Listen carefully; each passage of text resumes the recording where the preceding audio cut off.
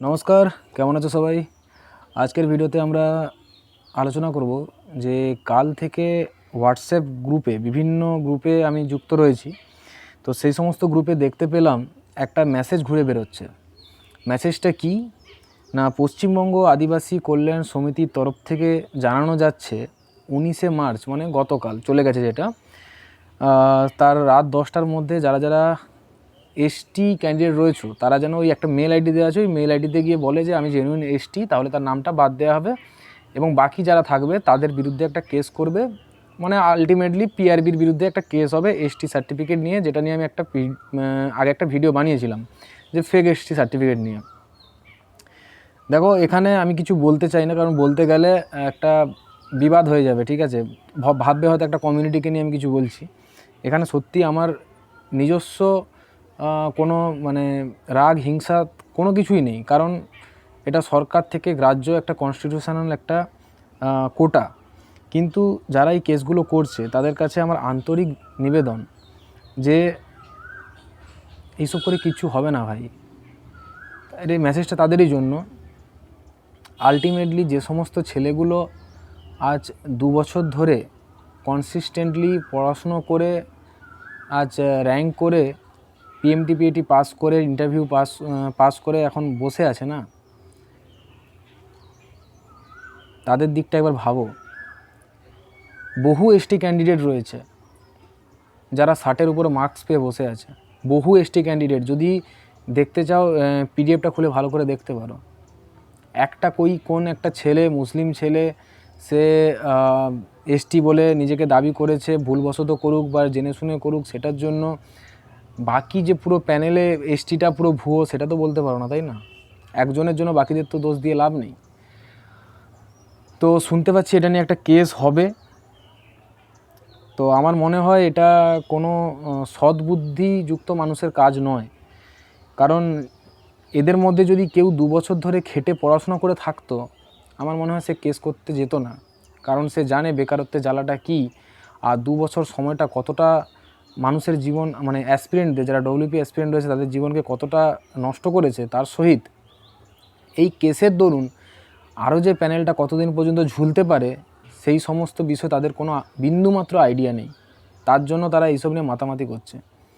Even আমার ভিডিওতে অনেকে এসে কমেন্ট করছে এইটা নিয়ে কেস হবে। এরা বুঝে উঠতে পারছে না যে একটা কেসের পিছনে, যেরকম এই মেয়েদের কেসটা নিয়ে আজ পিআরবি বলছে যে ওদের জন্য আজকে আমরা রেজাল্ট দিতে পারছি না, কেসটার জন্য আজকে রেজাল্ট 2 মাস পিছিয়ে গেল।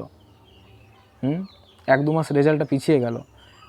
এখনও অলরেডি কতগুলো কেস পেন্ডিং রয়েছে, তার সঙ্গে এরা আবার কেস করবে। এরা এইটুকু এদের সেন্স নেই যে কেস করাটা কোনো এটা মানে সঠিক পদ্ধতি নয়।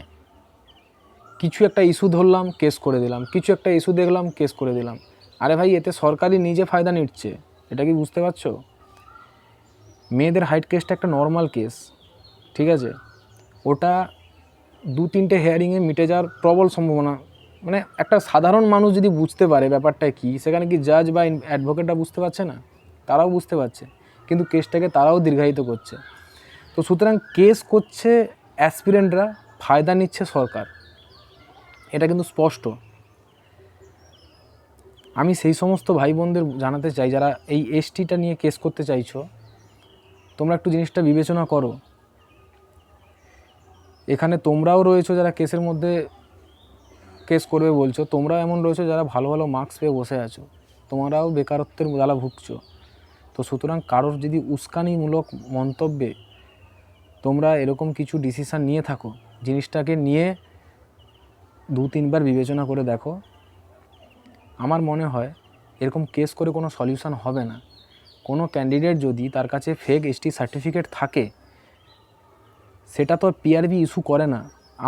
আমার যতটা মানে এই ব্রেনে মানে বুঝতে পারি যে পিআরবি তো কোনো সার্টিফিকেট ইস্যু করে না, ইস্যু করে ব্যাকওয়ার্ড ক্লাস ডিপার্টমেন্ট।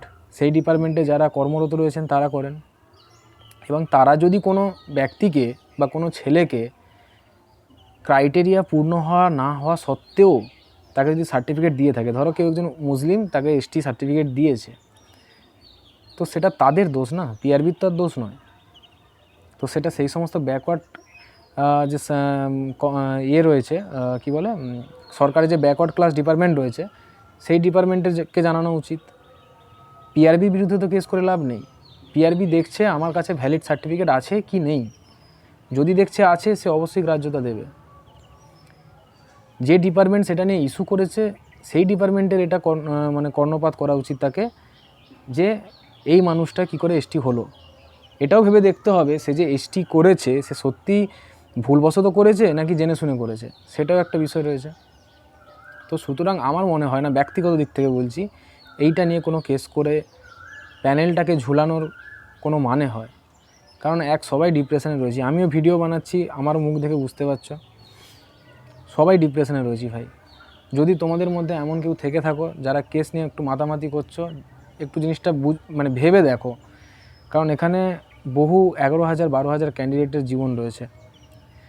এই একটার পর একটা কেস করে করে লাস্ট পর্যন্ত কী হবে? ওয়েস্ট বেঙ্গলে কোনো রিক্রুটমেন্ট নেই, কোনো চাকরি নেই। আজ 2024 সাল থেকে আমরা মানে একটা মানে পরীক্ষার জন্য বসে আছি, কখন পরীক্ষা হবে, তারপরে মাঠ হবে, ইন্টারভিউ হবে, সিলেকশান হবে।